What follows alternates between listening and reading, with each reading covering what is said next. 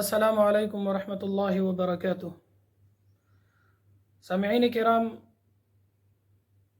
بعض باتیں انتہائی تکلیف دہ ہوتی ہے۔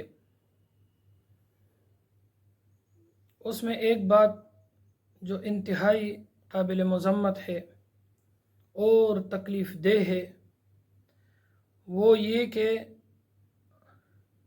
شادی شدہ لوگوں کا گمراہ ہونا اور لوگوں میں انٹرسٹ ہونا اور عورتوں میں انٹرسٹ ہونا بہت بڑی خیانت، بہت بڑی ظلم عظیم ہے۔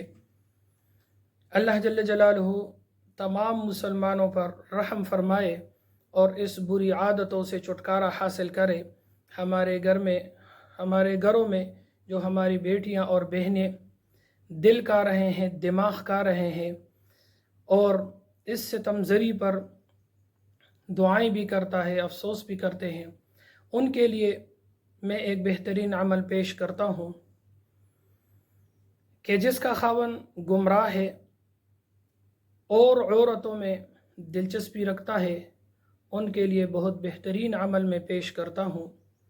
قرآن حکیم کی ایک آیت ہے، قُلْ لَا يَسْتَوِي الْخَبِيثُ وَالطَّيِّبُ وَلَوْ أَعْجَبَكَ كَثْرَةُ الْخَبِيثِ فَاتَّقُوا اللَّهَ يَا أُولِي الْأَلْبَابِ لَعَلَّكُمْ تُفْلِحُونَ۔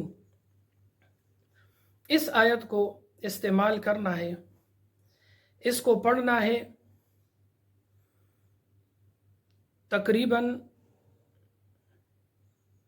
21 مرتبہ یا 121 مرتبہ پڑھ کر یا 313 مرتبہ پڑھ کر اول آخر 11 مرتبہ درود شریف کسی میٹھی چیز پر، کسی شیرینی پر دم کر کے اور اپنے خاوند کو کھلائے، انشاءاللہ العزیز راہ راست پر آئے گا۔ اور اگر خدا نخواستہ اگر یہ بری عادت کسی عورت میں ہو اور اس کا خاوند جو ہے وہ تکلیف سے رہا ہو، تو اس کے لیے یہ کرنا ہے اور اپنی عورت کو، اپنی بیوی کو کھلانا ہے۔ انشاءاللہ العزیز بہت بہترین نتائج ہے ان کے۔ اس کے لیے وقت کی تعین بہت ضروری ہے، وہ یہ کہ اسلامی تواریخ کے، اسلامی مہینے کے پہلے جمعرات سے شروع کرنا ہے اور 21 دن یہ عمل کرنا ہے۔ 21 دن یہ عمل کرنا ہے، انشاءاللہ العزیز اس مصیبت سے جان چھوٹ جائے گا۔ السلام علیکم ورحمۃ اللہ وبرکاتہ۔